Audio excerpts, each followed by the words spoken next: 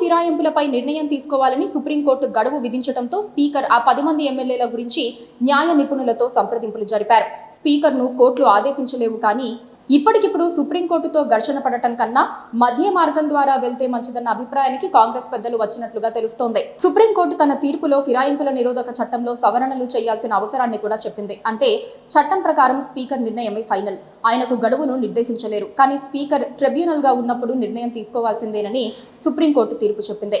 ఏ నిర్ణయం తీసుకోవాలన్నది సుప్రీంకోర్టు చెప్పలేదు. స్పీకర్ నిర్ణయమే ఫైనల్. అదే సమయంలో స్పీకర్ నిర్ణయం తీసుకోకపోతే వివాదం అవుతుంది. మళ్లీ విషయం కోర్టుకు చేరుతుంది. ఈ వివాదం అంతా ఎందుకు అని ఆ 10 మందికి స్పీకర్ ద్వారా మరోసారి నోటీసులు జారీ చేసి వివరణ తీసుకోవాలని నిర్ణయించారు. ఈ 10 మంది స్పీకర్ నోటీసులకు వివరణ ఇస్తారు. అయితే వీరు చెప్పే సమాధానం ఒక్కటే, అదేంటంటే తాము పార్టీ మారలేదని చెప్పడం. దానం నాగేందర్ తప్ప మిగతా ఎవ్వరూ సాంకేతికంగా కాంగ్రెస్ పార్టీలో చేరలేదని నమ్మించవచ్చు. కాంగ్రెస్ తరపున దానం నాగేందర్ సికింద్రాబాద్ నుంచి ఎంపీగా పోటీ చేశారు కాబట్టి ఆయన ఆ పార్టీలో చేరినట్లుగా రికార్డ్ అయ్యింది. ఇప్పుడు స్పీకర్ ఆ ఎమ్మెల్యేలు ఇచ్చే వివరణ ఆధారంగా నిర్ణయం తీసుకుంది.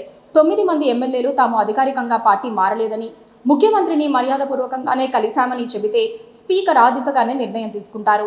న్యాయస్థానాలు కూడా అడ్డు చెప్పలేవని అనుకోవచ్చు. కానీ దానం నాగేందర్ విషయంలో మాత్రం ఏదో ఓ నిర్ణయం తీసుకోవాల్సిందే. అయితే ఇలా చేయటం నైతికత కాదు. ప్రజల్ని మోసం చేయలేరు. నిజాయితీగా రాజకీయాలు చేయాలనుకుంటే 10 మందితో రాజీనామాలు చేయించి ఉప ఎన్నికలకు వెళ్లాల్సి ఉంటుంది. ప్రస్తుతానికి తెలంగాణ రాజకీయాల్లో అనిశ్చితి ఉంది.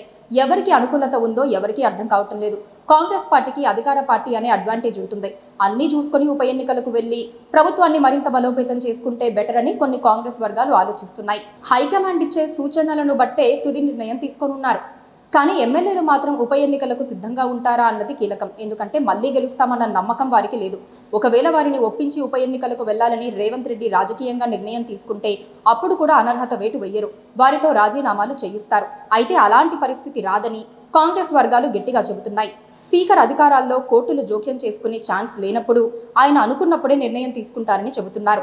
అందుకే వివరణలతోనే సరిపెట్టాలనుకుంటున్నారు. కానీ దానంపై మాత్రం అనర్హత వేటు వేయకపోతే మాత్రం కోర్టులు జోక్యం చేసుకోక తప్పని పరిస్థితులు ఏర్పడతాయి. Please subscribe to KTV Telugu. KTV Telugu. KTV Telugu channel.